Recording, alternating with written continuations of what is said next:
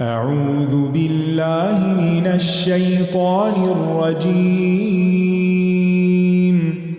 بسم الله الرحمن الرحيم. الحمد لله رب العالمين. الرحمن الرحيم. مالك يوم الدين. إياك نعبد وإياك نستعين. اهدنا الصراط المستقيم.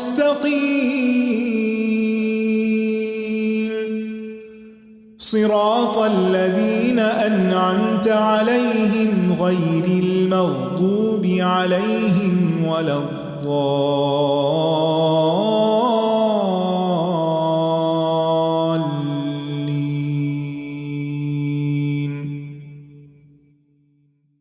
السلام علیکم ورحمۃ اللہ وبرکاتہ۔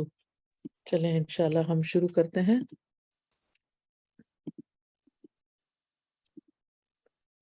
نحمده ونصلی علی رسولہ الکریم، اما بعد فاعوذ باللہ من الشیطان الرجیم، بسم اللہ الرحمن الرحیم۔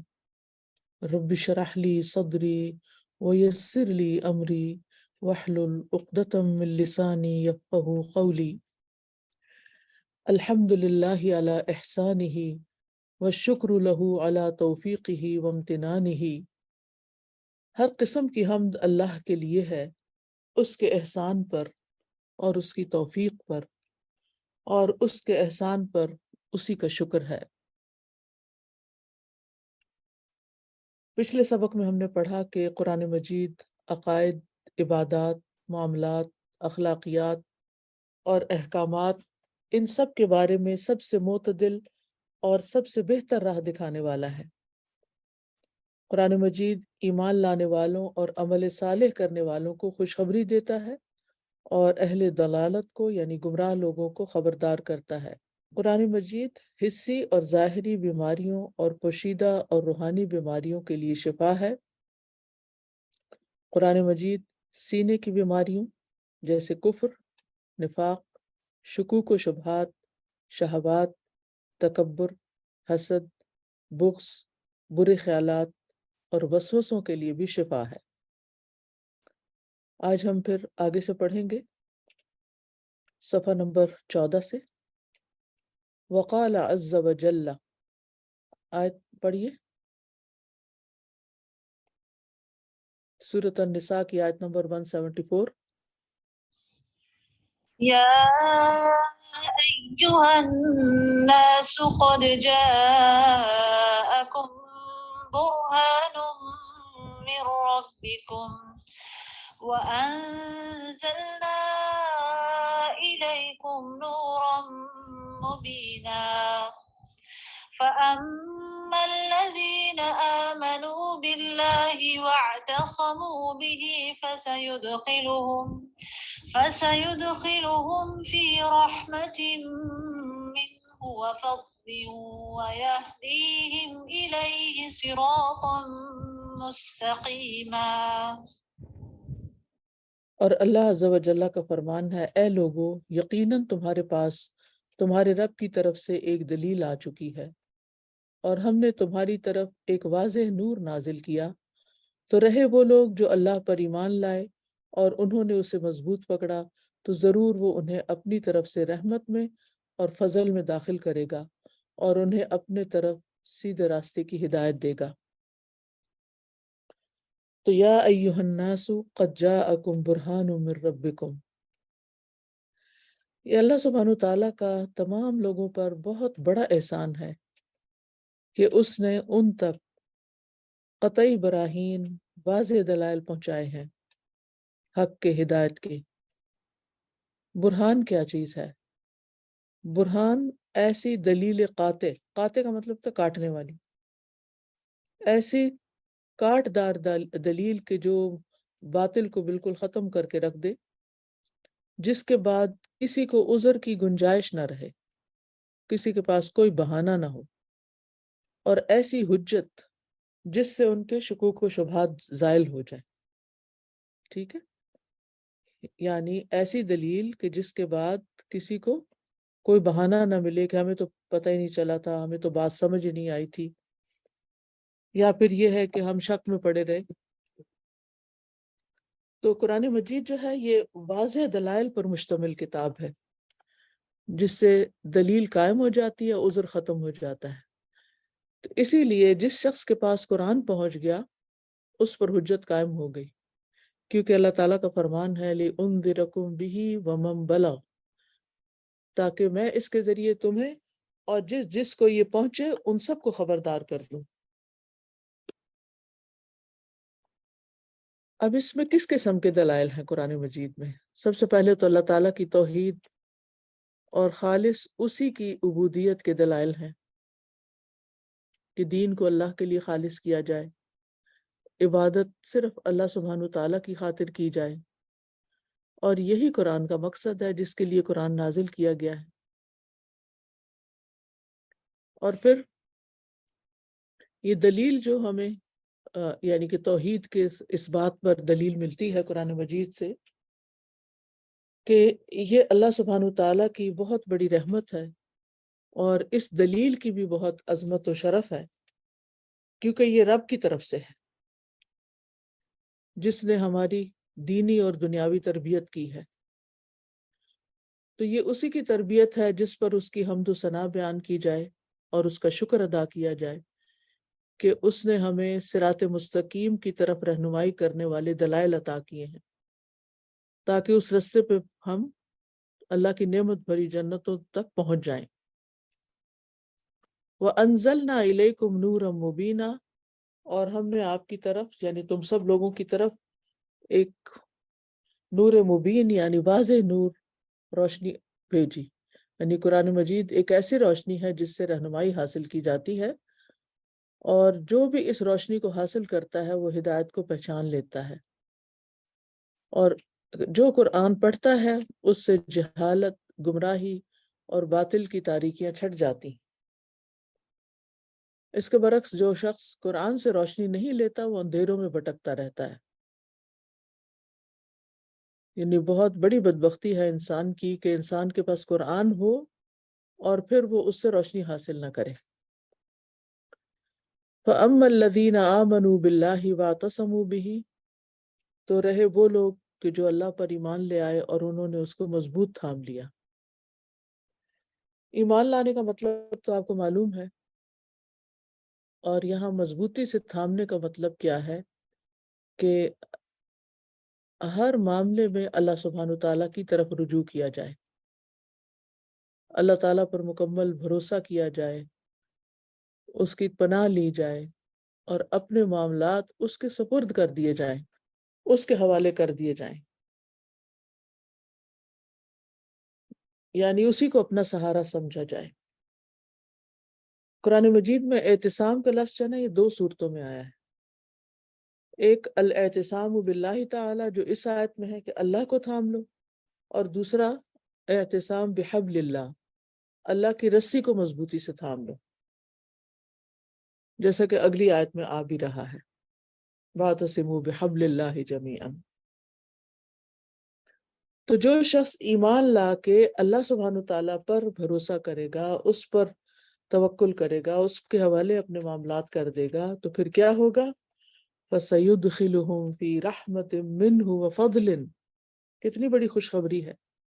تو وہ ضرور ان کو اپنی طرف سے رحمت میں داخل کر لے گا اور فضل میں، یعنی اللہ تعالیٰ ان کو اپنی خاص رحمت سے ڈھانپ لے گا، انہیں نیکیوں کی توفیق عطا کرے گا، ان سے بلائیں دور کرے گا، انہیں جنت میں داخل کرے گا، اور اپنے فضل اور احسان سے نوازتے ہوئے انہیں کئی گنا زیادہ اجر و ثواب اور درجات کی بلندی عطا فرمائے گا.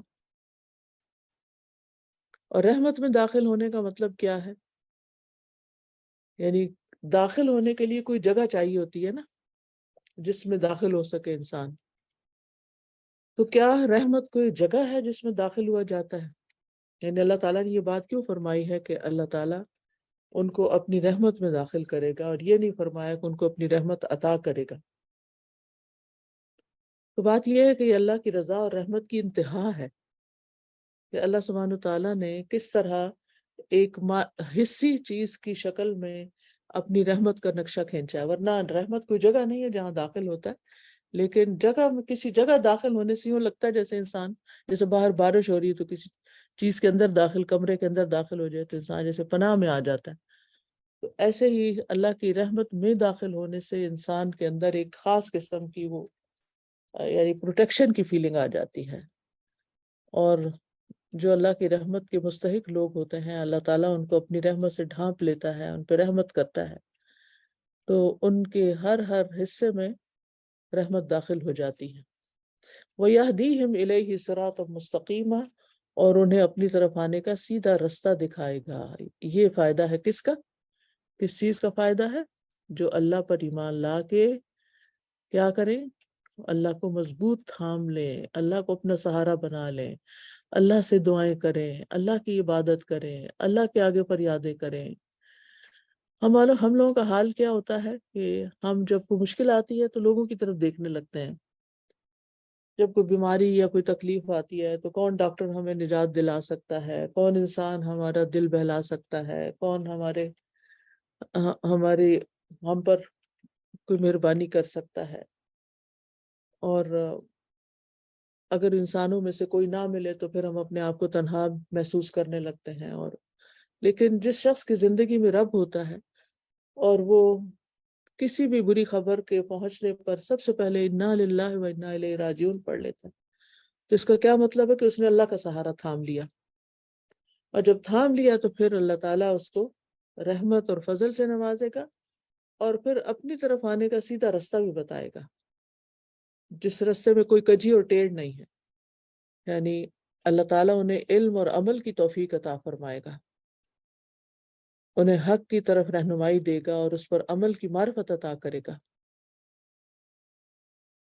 تو ان آیات سے کیا فائدے حاصل ہوتے ہیں؟ یعنی یہ 2 آیتیں ہم نے پڑھی ہیں نا اس وقت. پہلی بات تو یہ کہ قرآن سب لوگوں کے لیے نازل ہوا ہے، اور دوسرا یہ ہے کہ قرآن سے فائدہ اسی صورت میں اٹھا سکتے ہیں جب اس کے دلائل پر ہم غور کرنا سیکھ لیں، جان لیں.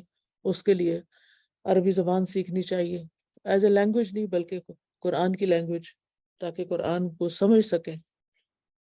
پھر یہ بات سمجھ میں آتی ہے کہ قرآن پر تدبر کرنے اور تذکر حاصل کرنے سے نور ملتا ہے انسان کو، اس کا سینہ روشن ہو جاتا ہے، وہ قرآن پڑھنے کی لذت پانے لگتا ہے جب وہ تدبر، تذکر اور غور و فکر کر کے نصیحت حاصل کرتا ہے. پھر اس کے بعد ان آیات سے بھی پتہ چلا کہ اللہ پر ایمان لانے اور اس پر بھروسہ کرنے کی کیا فضیلت ہے، کیا کیا فائدے حاصل ہوتے ہیں. اللہ کی رحمت ملتی ہے، اللہ کا فضل ملتا ہے، صراط مستقیم ملتا ہے. اور پھر یہ ہے کہ جو اللہ پر ایمان لائے اور اس پہ بھروسہ کرے تو وہ فَسَيُدْخِلُهُمْ فِي رَحْمَةٍ مِّنْهُ، سین جو ہے زمانے قریب پہ دلالت کرتا ہے. سَيُدْخِلُ، ضرور داخل کر دے گا ان کو، یعنی جلد یا کچھ دیر سے اللہ کی رحمت پا لے گا انسان. پھر یہ کہ ہدایت کا سبب بننے والے 2 کام ہیں، اور ان 2 کاموں کو ضرور کرنا چاہیے. ایمان کے بعد ہر چھوٹے بڑے معاملے میں اللہ سبحانہ تعالیٰ کو سہارا بنا لینا، اس کو تھام لینا، اس سے دعائیں کرنا. اور پھر صراط مستقیم کی صفت کیا ہے کہ یہ اللہ کی طرف جانے والا سیدھا راستہ ہے. اگلی آیت ہے آل عمران کی 103. وقال عز وجل، تلاوت کیجئے. واعتصموا بحبل الله جميعا ولا تفرقوا واذكروا نعمة الله عليكم إذ كنتم أعداء فألف بين قلوبكم فأصبحتم بنعمته إخوانا وكنتم على شفا حفرة من النار فأنقذكم منها كذلك يبين الله لكم آياته لعلكم تهتدون. جزاک اللہ. اور اللہ عز و جل کا فرمان ہے، اور تم سب کے سب اللہ کی رسی کو مضبوطی سے تھام لو اور فرقہ فرقہ مت بنو، اور اپنے اوپر اللہ کی اس نعمت کو یاد کرو جب تم آپس میں دشمن تھے تو اس نے تمہارے دلوں میں الفت ڈال دی، بس تم اس کی نعمت سے بھائی بھائی بن گئے، اور تم آگ کے گڑھے کے کنارے پر تھے تو اس نے تمہیں اس سے بچا لیا۔ اسی طرح اللہ تمہارے لیے اپنی آیات کو کھول کر بیان کرتا ہے تاکہ تم ہدایت پاؤ۔ وحبل اللہ هو القرآن، اور اللہ کی رسی قرآن ہے۔ وَاعْتَصِمُوا بِحَبْلِ اللَّهِ جَمِيعًا وَلَا تَفَرَّقُوا، وَاعْتَصِمُوا مضبوط تھام لو، وہی لفظ ہے جو پچھلی آیت میں بھی گزرا ہے۔ حبل سے مراد وہ رسی ہوتی ہے جس کو اوپر چڑھنے کے لیے باندھا جائے، جیسے پہاڑوں کے اوپر چڑھ رہے ہوتے ہیں نا لوگ، تو وہ رسیاں باندھ کے ان کو پکڑ کے اوپر جا رہے ہوتے ہیں، اس کو امیجن کر لیں۔ تو وہ رسی جس کو اوپر چڑھنے کے لیے باندھا جائے یا نجات حاصل کرنے کے لیے باندھا جائے، یعنی کہیں سے بچنے کے لیے۔ تو آپ دیکھیے کہ قرآن مجید کی بلاغت کو کہ کس طرح اللہ تعالیٰ نے ہمارے لیے ایسے لوگوں کا نقشہ کھینچا ہے جو اللہ کے دین پر متحد ہوتے ہیں اور اکٹھے ہوتے ہیں۔ یعنی وہ سارے کے سارے اس رسی کو پکڑ کے اوپر اللہ کی طرف جا رہے ہیں۔ کچھ لوگ اگر کچھ لوگ پہاڑ کی کسی بلندی سے کھائی میں گر پڑے تو انہیں نکالنے کے لیے بھی اوپر سے رسی پھینکی جاتی ہے۔ کوئی کنویں میں گر پڑے تو اس کو بھی رسی پھینکی جاتی ہے تاکہ اس کو مضبوطی سے پکڑ کے وہ گڑھے کے سے باہر نکل آئیں۔ تو اسی طرح گمراہی کے گڑھے سے نکلنے کے لیے اللہ تعالیٰ نے آسمان سے قرآن اتارا ہے، اور اس کو جو پکڑ لے گا وہ گمراہی سے نکل آئے گا اور اللہ تعالیٰ کی رضامندی پالے گا۔ اور اس میں آپ دیکھیے کہ یہاں اصل بات تو یہی ہے نا کہ اللہ کے دین کو مضبوطی سے تھام لو جو کہ رسی جیسا ہے۔ تو یہ کہنے کی بجائے کہ دین کو مضبوطی سے تھام لو جو رسی جیسا ہے، یہ کہا گیا رسی کو تھام لو، تو اس کو استعارہ کہتے ہیں، اور یہ استعارہ تمثیلیہ ہے جو اپنے اندر بلاغت رکھتا ہے۔ پھر یہ ہے کہ نجات کے لیے دو صورتیں بتائی گئی ہیں، ایک ہے وَاعْتَصِمُوا بِحَبْلِ اللَّهِ جَمِيعًا، دوسری ہے وَلَا تَفَرَّقُوا۔ یعنی یہ دو چیزیں اگر انسان اپنی زندگی میں رکھے تو نجات حاصل ہوگی۔ جہاں تک اللہ کو تھامنے کا مطلب ہے تو پیچھے میں بتا چکی ہوں کہ اپنے معاملات اس کے سپرد کرنا، توکل کرنا، اس سے مدد حاصل کرنا، ہر غم دکھ پریشانی میں اسی کی طرف رجوع کرنا۔ پھر اعتصام بحبل اللہ یہاں پر آیا ہے، تو اللہ کی رسی کو مضبوطی سے تھامنا، اس کا مطلب ہے اللہ کی کتاب کو، اللہ کے نبی کی سنت کو، اس کے دین کو، اس کے سیدھے راستے کو، یعنی انسان پکڑے رکھے، ان سے تعلق مضبوط رکھے۔ یہ یاد رکھیے، مضبوط تعلق رکھنا ہے ان سب چیزوں سے، یہ نہیں کہ دنیا کے پیچھے بھاگتا رہے انسان اور دین کو بھلا دے اور سمجھے کہ وہ ہدایت پر ہے۔ زید بن ارقم رضی اللہ عنہما سے روایت ہے، وہ کہتے ہیں کہ رسول اللہ صلی اللہ علیہ وسلم نے فرمایا، اور وہ اللہ کی کتاب ہے، گویا وہ ایک رسی ہے جو آسمان سے زمین تک لٹکی ہوئی ہے۔ یہ ترمذی کی روایت ہے، کتاب اللہ حبل ممدود من السماء الى الارض، آسمان سے زمین تک لٹکی ہوئی ہے، یعنی ہمارا رابطہ اللہ سبحانہ تعالیٰ سے اس قرآن کے ذریعے ہی ہوتا ہے۔ وَاذْكُرُوا نِعْمَةَ اللَّهِ عَلَيْكُمْ إِذْ كُنْتُمْ أَعْدَاءً، اور اللہ کی نعمت کو یاد کرو جو تم پر تھی جب کہ تم آپس میں دشمن تھے۔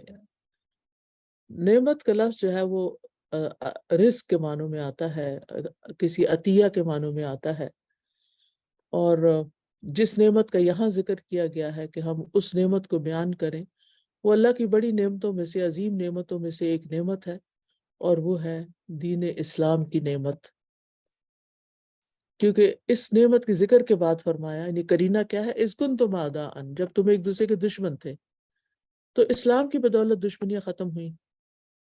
تو اس میں کوئی شک نہیں کہ اگر لوگ سب کے سب قرآن و سنت پر متفق ہوں تو ان کی آپس کی دشمنی اور عداوت ختم ہو جائے گی، جیسے اسلام سے پہلے لوگوں کی باہم دشمنیاں، اوس اور خزرج کے صدیوں پرانے آپس کے اختلافات اور لڑائیاں جھگڑے سب ختم ہو کے رہ گئے۔ اسی طرح قریش کے اندر بھی قریش، حوازن اور دیگر قبائل میں آپس میں جنگیں اور لڑائیاں اور عداوتیں اور انتقامات پائے جاتے تھے، اور یہ بڑے ہی خوفناک حالات تھے۔ تو جب انسان ان حالات کو، اس تاریخ کو پڑھتا ہے تو انسان پکار اٹھتا ہے کہ عربوں پر اللہ کی بہت بڑی نعمتوں میں سے یہ ایک نعمت ہوئی کہ اللہ نے ان کو اسلام دے دیا، ورنہ تو وہ لڑ لڑ کے ختم ہو جاتے۔ اور یہ بھی ایک حقیقت ہے کہ اللہ کی بڑی اور عظیم نعمتوں میں سے ایک نعمت ہے کہ اللہ تعالیٰ نے ہم سب کو اسلام کی دولت عطا کی ہے۔ اور نبی صلی اللہ علیہ وسلم نے انصار کو یہ نعمت یاد بھی دلائی تھی۔ عبداللہ بن زید سے روایت ہے، وہ کہتے ہیں، یہ صحیح بخاری کی روایت ہے، کہ جب اللہ تعالیٰ نے اپنے رسول صلی اللہ علیہ وسلم کو غزوہ حنین میں غنیمت عطا فرمائی تو آپ نے ان لوگوں میں مال غنیمت تقسیم کیا جن کے دل اسلام پہ جمانے مقصود تھے، اور انصار کو کچھ نہ دیا۔ جو لوگ نئے نئے مکہ سے آئے تھے، مسلمان ہوئے تھے، ان لوگوں کو دیا، لیکن انصار جو سالہ سال سے نبی صلی اللہ علیہ وسلم کے مددگار تھے ان کو نہیں دیا۔ گویا وہ اس وجہ سے غمناک ہوئے جو مال ان لوگوں کو ملا اور انہیں نہیں ملا۔ تو آپ نے انہیں خطبہ دیتے ہوئے فرمایا، اے گروہ انصار، کیا میں نے تمہیں گمراہ نہیں پایا تھا کہ اللہ نے میری وجہ سے تمہیں سیدھی راہ دکھائی؟ تم ایک دوسرے سے جدا جدا تھے، اللہ نے میری وجہ سے تم میں اتحاد و اتفاق پیدا کیا۔ تم محتاج تھے، اللہ نے میری وجہ سے تمہیں غنی کر دیا۔ آپ جب بھی کچھ فرماتے تو انصار کہتے کہ اللہ اور اس کے رسول کا بہت احسان ہے۔ تو واقعی اسلام کا ان کی زندگیوں پر اور ہماری زندگیوں پر بھی بہت بڑا احسان ہے کہ اللہ تعالیٰ نے ہمیں یہ راہ دکھائی ہے۔ فَأَلَّفَ بَيْنَ قُلُوبِكُمْ، اللہ کا مطلب ہوتا ہے جمع کرنا، یعنی اللہ نے ان کے دلوں کو جمع کر دیا، ٹھیک ہے۔ اور کتاب کے لکھنے کے لیے بھی اللہ کا تالیف کا لفظ آتا ہے، کیونکہ اس میں بھی مختلف معلومات کو جمع کر دیا جاتا ہے۔ اور یہاں پر یہ نہیں کہا گیا الف بینکم کہ اس نے تمہارے درمیان الفت ڈالی، کہا بین قلوب، الف بین قلوبکم کہا، کیونکہ اصل اتحاد دلوں کا اتحاد ہوتا ہے۔ اکٹھے تو بہت سے، الف بینکم یعنی تم آپس میں اکٹھے تھے، بہت سے لوگ اکٹھے رہتے ہیں لیکن ان کے درمیان الفت نہیں ہوتی، جیسے یہود کے بارے میں قرآن کہتا ہے تحسبہم جمیعا وقلوبہم شتیٰ، آپ انہیں متحد سمجھتے ہیں حالانکہ ان کے دل پھٹے ہوئے ہیں۔ تو اگر دل آپس میں منتشر ہوں، تفرق کا شکار ہوں، تو اکٹھے بیٹھنے سے، اکٹھے پڑھنے سے، پڑھانے سے اس سے کوئی فائدہ نہیں ہوتا۔ حقیقی فائدہ اسی وقت ہوتا ہے جب دل متحد ہوتے ہیں، دل اکٹھے ہوتے ہیں۔ اور جب دل اکٹھے یعنی دل متحد ہوتے ہیں، چاہے جسموں میں جسمانی طور پر دوری اور فاصلہ بھی ہو تو بھی فرق نہیں پڑتا۔ کتنے انسان ایسے ہوتے ہیں کہ ہمارے اور ان کے درمیان محبت کے تعلقات ہوتے ہیں حالانکہ وہ ہم سے الگ ہوتے ہیں، اور کتنے انسان ایسے ہوتے ہیں جو خود ہی سمجھ جاتے ہیں اور محسوس کر لیتے ہیں کہ ان کے درمیان محبت نہیں ہے، اور وہ آپ کے لیے اور آپ ان کے لیے محبت اور دوستی نہیں رکھتے، لیکن بظاہر آپ ان کے ساتھ وقتاً ضرورتاً گل مل کے رہتے ہیں۔ تو حقیقی شان یا حقیقی نعمت تو یہی ہے کہ دل جڑے ہوئے ہوں، دلوں میں ایک دوسرے کے لیے محبت ہو، چاہے خاندان ہے، چاہے دین کے رشتے ہیں۔ خاندانی رشتوں سے بھی زیادہ دین کی وجہ سے جو رشتے بنتے ہیں ان میں زیادہ محبت ہوتی ہے۔ فَأَصْبَحْتُمْ بِنِعْمَتِهِ إِخْوَانًا، تم اس کی نعمت سے، اسلام کی نعمت سے پھر آپس میں بھائی بھائی بن گئے۔ یہ آیات جس وقت نازل ہوئی تھی ان سے 3-4 سال پہلے ہی مدینہ کے لوگ مسلمان ہوئے تھے، اور اسلام کی یہ جیتی جاگتی نعمت سب دیکھ رہے تھے کہ اوس و خزرج کے وہ قبیلے جو سال ہر سال سے ایک دوسرے کے خون کے پیاسے تھے، وہاں مل کے شیر و شکر ہو چکے تھے، اور نہ صرف یہ کہ آپس میں مل کے شیر و شکر ہو چکے تھے، بلکہ مکہ سے آنے والے مہاجرین کے ساتھ بھی ایسی محبت کا برتاؤ کر رہے تھے جو خاندان کے لوگ بھی آپس میں نہیں کرتے۔ وَكُنْتُمْ عَلَىٰ شَفَا حُفْرَةٍ مِّنَ النَّارِ فَأَنْقَذَكُم مِّنْهَا، اور تم آگ کے گڑھے کے کنارے پر تھے تو اس نے تمہیں اس سے بچا لیا، یعنی تم جہنم کی آگ کے کنارے تھے کیونکہ مشرک لوگ تھے، بتوں کی پرستش کرتے تھے، اگر اسی حالت میں مر جاتے تو جہنم میں جاتے، لیکن اس سے پہلے کہ وہ اس گڑھے میں جاتے اللہ نے ان کو اسلام کے ساتھ بچا لیا۔ تو اللہ سبحانہ تعالیٰ نے تمثیل کے ذریعے بات سمجھائی۔ شفا حفرہ یعنی گڑھے کا کنارہ، شفا کہتے ہیں کنارہ، شفتین ہونٹوں کو بھی کہتے ہیں نا، کیونکہ منہ کے کنارے ہوتے ہیں۔ تو ایک گڑھے کے کنارے، یہاں پر بھی آپ دیکھیں کہ ایک معقول اور معنوی چیز کو حصی چیز کے ساتھ یعنی استعارہ کے ساتھ سمجھا دیا ہے، یعنی آگ کی حقیقت کو گڑھے سے تعبیر کی۔ آپ سوچیں ذرا، امیجن کریں کہ کوئی گڑھا ہے، کوئی کھائی ہے، کوئی کنواں ہے، اور آپ اس کے کنارے کھڑے اور کوئی دھکا دے دیتا ہے تو کہاں جائے گا انسان؟ تو یہ اس کی شدت کو بیان کیا گیا کہ کس طرح تم بالکل آگ میں گرنے ہی والے تھے کہ اللہ نے تمہیں بچا لیا۔ اس وقت انسان جب بال بال بچتا ہے نا کسی چیز سے، تو اس کو احساس بھی بہت ہوتا ہے کہ واقعی اس پر بہت بڑا فضل ہوا ہے۔ كَذَلِكَ يُبَيِّنُ اللَّهُ لَكُمْ آيَاتِهِ لَعَلَّكُمْ تَهْتَدُونَ، اسی طرح اللہ تعالیٰ تمہارے لیے اپنی آیات کو کھول کھول کے بیان کرتا ہے تاکہ تم ہدایت حاصل کرو۔ یہاں آیات کو بیان کرنے کی علت بیان ہوئی ہے، تعلیل لعل، تاکہ تم ہدایت پا جاؤ۔ اور ہدایت کی دو قسمیں ہیں، پیچھے میں ایک دفعہ بتا چکی ہوں، ہدایت توفیق اور ہدایت ارشاد۔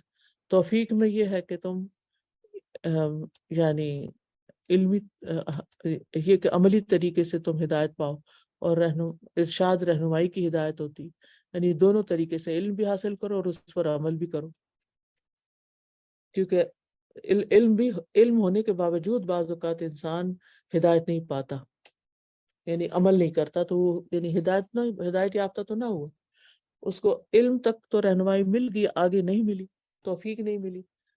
آپ دیکھیں کہ کتنے لوگ ہیں، آپ ذرا سوچئے کہ جو یہ جانتے ہیں کہ غصہ کرنا بری بات ہے، کوئی ہے جو یہ نہ جانتا ہو؟ لیکن کتنے لوگ ہیں جو اس پر عمل کرتے ہیں اور شدید غصے کا اظہار کرتے ہیں، تو پھر اس علم کا تو کوئی فائدہ نہ ہوا۔ اسی طرح اور بھی بہت ساری چیزیں ہیں جن کے بارے میں انسان یہ جانتا ہے کہ یہ میرے لیے نقصان دہ ہیں، جیسے جنک فوڈ ہے یا پیپسی کوک ہے اور اس طرح کی چیزیں، لیکن جب سامنے آ جاتی ہیں تو ریزسٹ ہی نہیں کر سکتا، توفیق ہی نہیں ہے کہ وہ اپنے لیے نقصان دہ چیزوں سے بچ سکے۔ تو بہرحال اس آیت سے جو باتیں ہمیں پتہ چلتی ہیں وہ یہ کہ اللہ کے دین اور اس کی شریعت پر اکٹھے ہونا واجب ہے، کیونکہ اللہ تعالیٰ نے حکم دیا ہے وَاعْتَصِمُوا بِحَبْلِ اللَّهِ جَمِيعًا، اور مضبوط تھامنے کا مطلب یہ ہے کہ انسان پھر اپنی زندگی بھی اس کے مطابق گزارے۔ پھر یہ ہے کہ اقوال یا رائے میں اختلاف ہو سکتا ہے لیکن دل مختلف نہیں ہونے چاہیے، دل متحد ہونے چاہیے۔ علماء کے درمیان، صحابہ میں بھی اجتہادی اختلاف ہوا تھا لیکن ان کے دل متحد تھے۔ پھر یہ کہ اللہ کی نعمت کا تذکرہ کرنا واجب ہے، اور کیونکہ جب تذکرہ کرتے ہیں انسان تو پھر شکر ادا کرتا ہے، اور ہمیں حکم بھی دیا گیا فَاذْكُرُونِي أَذْكُرْكُمْ وَاشْكُرُوا لِي وَلَا تَكْفُرُونِ، یعنی نعمت سے غافل نہ ہو انسان اور نعمت کے تذکرے سے غافل نہ ہو۔ تو شکر ادا کرنے کا ایک حصہ ہے کہ انسان نعمتوں کا اظہار کرے، وَاذْكُرُوا نعمت اللہ علیکم، یعنی اس نعمت کا ذکر کرو۔ اور پھر یہ کہ اللہ کی بڑی نعمتوں میں سے ہے دلوں میں محبت ہونا، اور اللہ تعالیٰ دلوں میں الفت پیدا کر دیتا ہے، اور دلوں کی محبت کا یہ نتیجہ ہوتا ہے کہ انسان کے اندر اخوت کا رشتہ بنتا ہے۔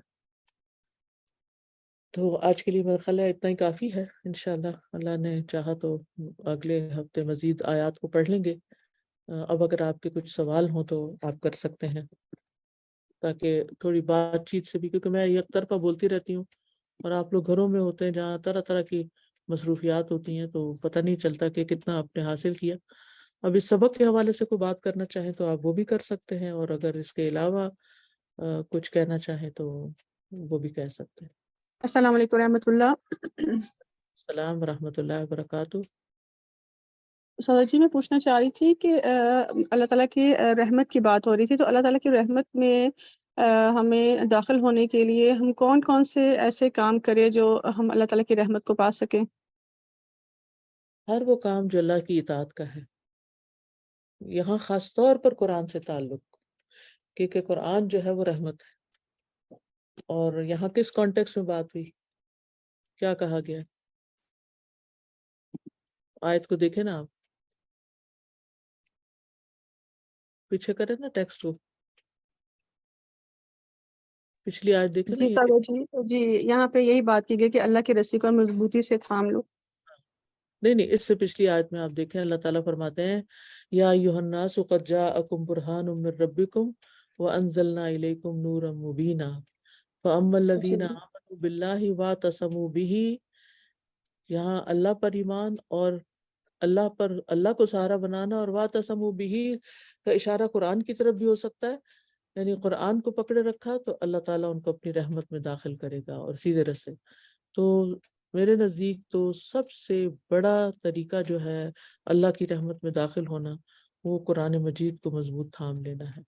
اس کی تلاوت، اس کا حفظ، اس پہ تدبر، تفکر، اس پہ عمل، اس کا سیکھنا، اس کا سکھانا، یعنی جتنا جتنا آپ کا تعلق بڑھتا جائے گا اتنے یعنی قرآن مجید کے ساتھ جتنا تعلق بڑھے گا اتنا ہی اللہ تعالیٰ سے بھی آپ کا تعلق مضبوط ہوگا، اور اتنا ہی پھر آپ اللہ تعالیٰ کی رحمتوں اور برکتوں کو سمیٹیں گے انشاءاللہ.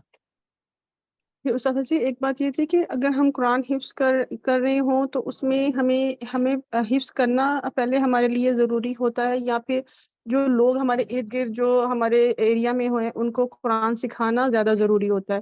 تو اس میں سے کیا چیز ہمیں اڈاپٹ کرنی چاہیے فرسٹ اس میں؟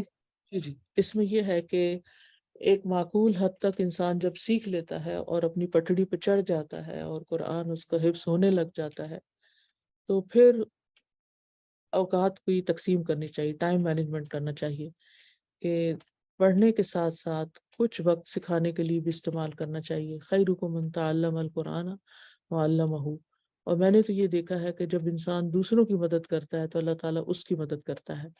جب ہم دوسروں کو سکھاتے ہیں تو ہمارا اپنا زیادہ یاد ہوتا ہے. مجھے یاد ہے جب میں ماسٹرز میں تھی تو ہمارے کورس میں تفسیر بیضاوی تھی، ساری تو نہیں تھی، کچھ سورۃ آل عمران تھی جیسے. اب وہ تفسیر بیضاوی اگر آپ کبھی کھول کے پڑھیں تو وہ اچھی خاصی مشکل تفسیر ہے. تو وہ بچیوں کو جو کالج سے بس چھوٹی سی عربی کی کتاب پڑھ کے آئے تھے اور تفسیر وغیرہ کچھ نہیں پڑھی ہوئی تھی، تو ان کو بہت مشکل لگتی تھی. الحمدللہ اللہ کا فضل تھا کہ مجھے والد صاحب نے قرآن مجید ترجمے سے، تفسیر سے، نظم قرآن سے سکھایا تھا، تو تھوڑی سی یعنی کہ انڈرسٹینڈنگ بہتر تھی. تو پھر میں یہ کرتی تھی کہ یونیورسٹی سے واپس آ کر روزانہ میں اپنی کلاس فیلوز کے ساتھ ان آیات کو جو ہمارے ٹیچر ہمیں پڑھاتے تھے وہ میں ان کو سکھاتی تھی. اچھا میں جب ان کو سکھانے لگتی، ان کو بتانے لگتی تو ان کو ٹپس پہ یاد کرواتی تھی، دیکھیے اس میں یہ کہا گیا، یہ کہا گیا، یہ کہا گیا. اچھا کیا کہا گیا؟ یہ کہا گیا. اب یقین کریں کہ وہ سارا حصہ مجھے اتنا خود یاد ہو جاتا تھا کہ میں جب امتحان دینے بیٹھتی تھی تو میرے لیے بائیں ہاتھ کا کھیل ہوتا تھا. مجھے ایسے ٹک ٹک ٹک جلدی جلدی جلدی وہ میں سارا پیپر حل کر لیتی تھی، جو کہ مشکل ہوتا تھا، اور ہائیسٹ مارکس لیتی تھی. یہی اگر میں ان کو نہیں سکھاتی اور صرف خود ہی آ کے پڑھتی رہتی تو یہ فیض حاصل نہ ہوتا. اور اس سے میری ٹیچنگ پریکٹس بہت ہو گئی. یا الحمدللہ اللہ کے فضل سے پھر جو میری پڑھانے کی صلاحیت تھی وہ بہت امپروو ہوئی. تو زندگی میں انسان بہت کچھ سیکھتا ہے. اگر وہ صرف یعنی ایک ہی چیز کے کرتا رہتا ہے تو ٹھیک ہے، یکسوئی فوکس ہونا چاہیے، لیکن وہ اتنی دیر تک جتنا آپ نے ٹائم اس کے لیے مقرر کیا ہوا، اور اس کا کچھ حصہ یعنی اپنے اوقات کا آپ دیکھیں کہ اپنے اوقات کو نا تقسیم کریں ہر معاملے میں، جس میں ایک حصہ عبادات کا ہو، ایک حصہ خاندان کا ہو، ایک حصہ اپنی ذاتی ضروریات پوری کرنے اور اپنی ذاتی جو ہابیز ہیں، قرآن سیکھنا، سکھانا، علم حاصل کرنا، اس کے لیے ہو. ٹھیک ہے نا جی. نیکسٹ. اب جسے میں اس وقت بھی میں نے اپنے اوقات تقسیم کیے ہوئے ہیں، یعنی کچھ حصہ پڑھانے کے لیے ہوتا ہے وہ دن کا، کچھ حصہ خود اپنے پڑھنے کے لیے ہوتا ہے کہ تیاری کروں، کچھ حصہ پھر میں یعنی مینجمنٹ کے کام کرتی ہوں، ادارے کی جو ضروریات ہوتی ہیں اس سے متعلق جو میٹنگز ہوتی ہیں، کام کو آگے بڑھانے کے لیے جو مشورے مشاورت ہوتی ہے، اور ان سب چیزوں کے الحمدللہ اوقات مقرر ہیں. اور جب کسی چیز کا وقت ہوتا ہے تو اس وقت پوری توجہ سے وہی کام کرتی ہوں اور پھر دوسرے کام میں داخل ہو جاتی ہوں. تو اس سے نا ایک بہت سیٹسفیکشن ہوتی ہے کہ انسان کو کچھ اچیو کیا ہے. اینڈ آف دا ڈے دل کے اندر ایک اطمینان ہوتا ہے کہ بندوں کی خدمت بھی کی ہے اور اپنی ذاتی ضروریات بھی پوری کی ہیں اور باقی چیزوں کو بھی ٹائم دیا ہے. جی السلام علیکم ورحمۃ اللہ وبرکاتہ. استاذہ جی اللہ وبرکاتہ. جی جی استاذہ جی، یہ پوچھنا تھا کہ سم ٹائمز ہمارے پاس جیسے ہوتا ہے کہ خاص طور پہ جن کا حفظ ہوتا ہے اور الحمدللہ پختہ ہوتا ہے، تو ان کے لیے مصحف سے دیکھ کے پڑھنا مطلب زیادہ بہتر ہوتا ہے، یا پھر نماز میں پڑھنا؟ یعنی ہم دونوں کام ایک ٹائم پہ کر سکتے ہیں، تو دونوں چیزوں میں سے افضل کون سی چیز ہوگی؟ اپنی اپنی جگہ دونوں ہی افضل ہیں. کسی وقت آپ مصحف سے دیکھ کے پڑھیں، اس کا ایک ٹائم مقرر کریں، اور نمازوں میں بھی ضرور پڑھیں. اور نمازوں میں اگر آپ کو زبانی یاد ہے تو میں نے پہلے بھی پچھلے ہفتے شاید بتایا تھا کہ حفظ کو یاد رکھنے کا طریقہ یہی ہے کہ وہ نمازوں میں پڑھا جائے.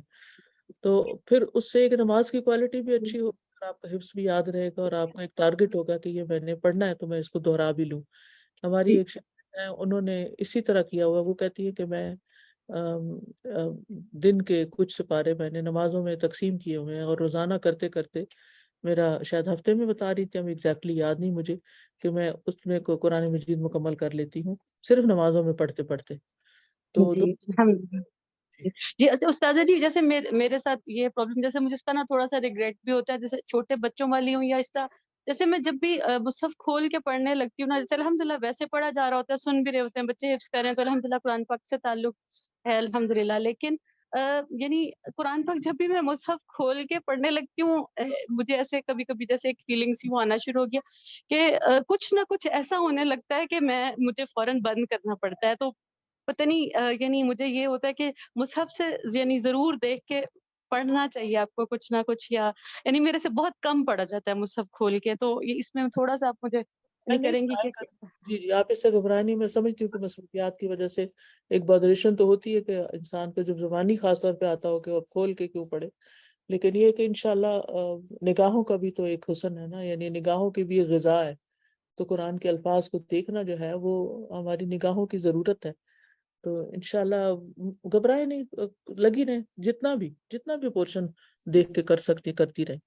جی نیکسٹ آمینہ. السلام علیکم ورحمۃ اللہ وبرکاتہ. وعلیکم السلام ورحمۃ اللہ وبرکاتہ.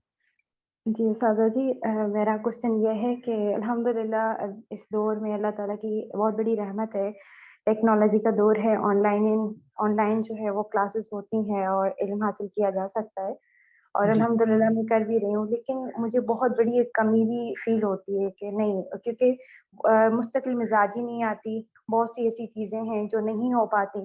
تو مجھے ایسا لگتا ہے کہ شاید یہ اس لیے گیپ ہے کہ میں آن گراؤنڈ جو ہے کہیں جا کر نہیں سیکھ رہی. تو مجھے کیا کرنا چاہیے اس معاملے میں؟ اس میں وجوہات آپ نے جو تلاش کی ان میں سے آپ کو ایک وجہ یہ بھی ملی کہ یہ آپ کی بات بالکل درست ہے کہ جب تک ہم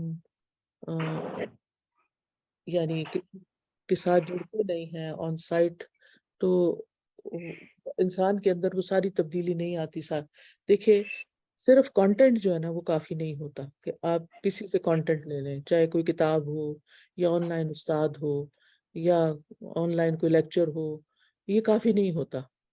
اس کے لیے انسان کو کی ایک شدید ضرورت ہے کہ وہ انسانوں کے ساتھ اس کا رابطہ ہو، یعنی ان پرسن لوگوں کے ساتھ بیٹھے، ملاقات کرے، ان سے بات چیت کرے، وہ کیسے کام کرتے ہیں وہ دیکھ کر سیکھے. کیونکہ تربیت کے لیے جو ہے وہ استاد، کتاب اور ماحول، یہ تینوں چیزیں چاہیے ہوتی ہیں.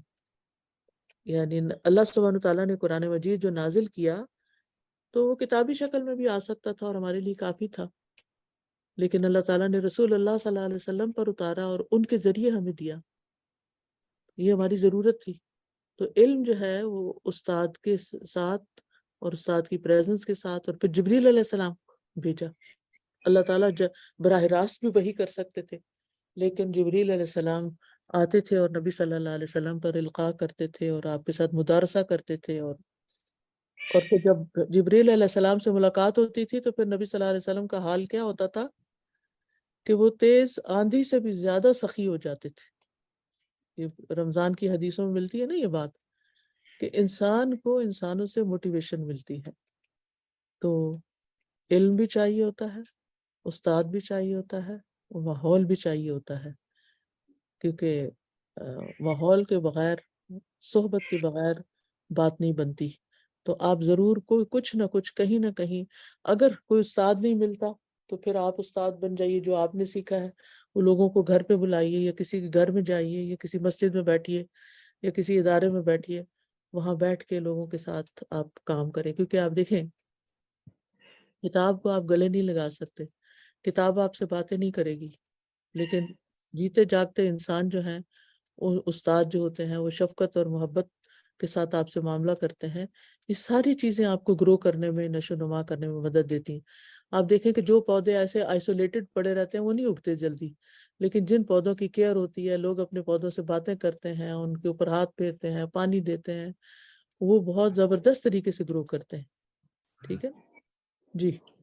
سزا یہ ہے کہ میں پڑھا بھی رہی ہوں الحمدللہ، لیکن پھر بھی ایک وسوسے بہت آتے ہیں کہ نہیں میں ابھی کامل نہیں ہوں، تو مجھے جو ہے پڑھانے سے پہلے خود بہت کامل ہونا چاہیے، یعنی تو مجھے یہ لیکن نظریہ غلط ہے کہ کامل ہونا چاہیے. کامل کبھی بھی ہم نہیں ہو سکتے. جب بھی ہم کسی بھی سٹیج پہ پہنچیں گے تو وہاں پر ہمیں یہ ہوگا کہ ابھی تو مجھے اور بھی سیکھنا چاہیے. جو آپ اگر پڑھا رہی ہیں تو بہت اچھا ہے، لیکن صرف آن لائن نہ پڑھائیے، آن سائٹ پڑھائیے، اپنے شاگردوں سے ملیے، یعنی چاہے 2-4 ہی کیوں نہ ہو. اور اس میں آپ دیکھیے کہ جتنا آپ کو آتا ہے اتنا آپ سکھاتی جا رہی ہیں، تو ایسا سکھانا کوئی جرم نہیں. ٹھیک ہے. وعلیکم ورحمۃ اللہ وبرکاتہ. استاذہ میرا کوشچن تھا، آج کے لیسن سے کوشچن تھا کہ آپ نے کہا نعمتوں کا تذکرہ کرنا واجب ہے، تو یہ اللہ کے آگے تذکرہ کرنے کی بات ہے، یا پھر لوگوں میں اور پیاروں میں، یا جو آپ کے ٹرسٹڈ لوڈ ونز ہیں ان کے سامنے اور ان کے آگے نعمتوں کا اظہار کرنے کی بات ہے؟ دونوں طرح. یعنی اللہ کے ساتھ جب ہم تذکرہ کرتے ہیں تو کیسے کرتے ہیں؟ جیسے سید الاستغفار ہے، اس میں ہم کہتے ہیں ابو لک بنعمتک علیہ ابو بذنبی. جیسے یوسف علیہ السلام نے کہا تھا کہ ربی آتیتنی من الملک، اور پھر فاطر السماوات والارض انت ولی فی الدنیا والآخرہ. ٹھیک ہے نا. پہلے اللہ کی ولایت کے نعمت کا ذکر کیا، اور پھر اس سے پہلے کہ آتیتنی من الملک، تو نے مجھے بادشاہت عطا کی، وعلمتنی من تأویل الاحادیث. ٹھیک، تو نے مجھے باتوں کی تعویل سکھائی، تعبیر سکھائی، خوابوں کی تعبیر اور باتوں کی تہہ تک پہنچنے کا علم دیا. تو یہ اس طریقے سے آپ دعائیں دیکھیں نا، تو ان میں آپ کو پتہ چلے گا کہ اللہ سبحانہ تعالیٰ کے سامنے نعمتوں کا تذکرہ کس طرح ہوتا ہے. اور پھر لوگوں کے سامنے اب کس طرح نعمت کا ذکر کرنا ہے. یعنی اگر اچھا لباس اللہ نے آپ کو دیا ہے تو اب آپ کے اوپر اس نعمت کا اثر نظر آنا چاہیے. تو وہ بول بول کے تو آپ تذکرہ نہیں کر رہے، لیکن آپ بتا رہے ہیں کہ اللہ نے آپ کو نعمت سے نوازا. اس میں فخر نہیں ہونا چاہیے، ریاکاری نہیں ہونی چاہیے، اسراف نہیں ہونا چاہیے، حد سے بڑے ہوئے کام نہیں ہونے چاہیے. لیکن ایسا نہیں کہ اللہ نے سب کچھ دے رکھا اور انسان فقیر نظر آئے. ٹھیک ہے. تو عمل سے تذکرہ. پھر اسی طرح زبان سے شکووں سے پرہیز کیا جائے، شکایتوں سے پرہیز کیا جائے.